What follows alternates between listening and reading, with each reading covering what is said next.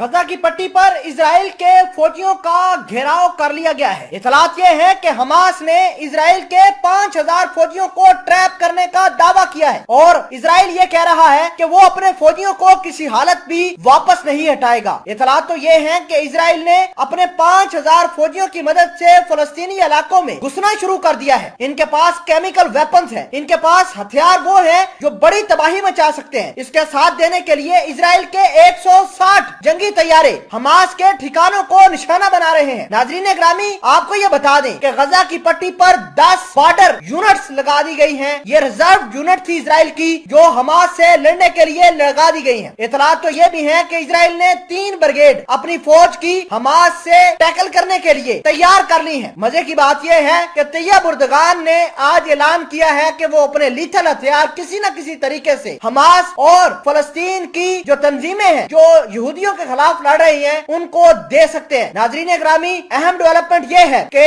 Israel के खिलाफ लड़ने के लिए तुर्की के जंगजू फलस्तीन पहुंचना शुरू हो गए हैं। और आपको बड़ी अहम खबर बता दें कि हमास का टॉप मिलिट्री कमांडर जिसका नाम बसाम ईसा था वो इस तमाम तर कार्रवाई में आज जबहक हो गया है। मामलात को बड़ी डिटेल के साथ और आसान अल्फाज में आप तक पहुंचाने की कोशिश करेंगे। छोटी सी गुजारिश है कि आप हमारा यूट्यूब चैनल हसनात टीवी को सब्सक्राइब कर लें, घंटी का निशान को दबा लें ताकि लेटेस्ट न्यूज आप तक बर वक्त पहुंचती रहे। इतलात ये है कि इजराइल ने अपनी 5000 फौजी गजा की पट्टी पर तैनात कर दिए हैं। इन फौजियों के पास बड़ा गोला बारूद मौजूद है जो आम शहरियों को निशाना बनाने के लिए इस्तेमाल कर रहे हैं। आज गजा की पट्टी पर इजरायली फौजियों ने 3 बड़ी बिल्डिंग को गिराकर जिसमें ढेरों अफराद शामिल थे वो मलबे तले रोन दिए हैं। इजराइल की फौज की मदद करने के लिए इजराइल के 10 बॉर्डर यूनिट्स जो हैं जो इनकी पुलिस और फौज पर मुश्तमिल होती है उनको भी बॉर्डर के ऊपर तैनात कर दिया गया है। नाजरीन ग्रामी, इजराइल के 160 जंगी जहाज हमास के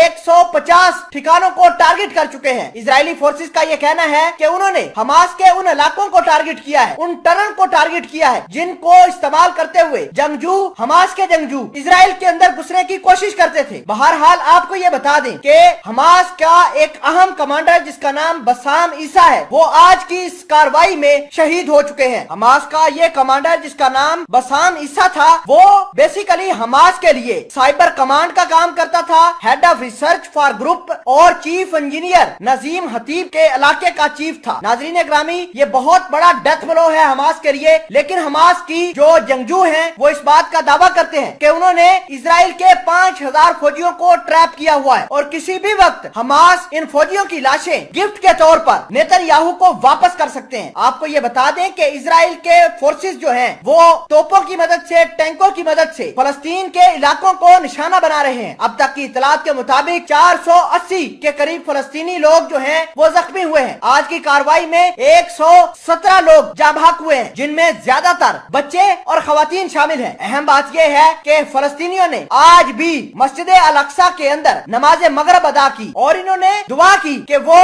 इस बार इजराइल को दहला कर छोड़ेंगे।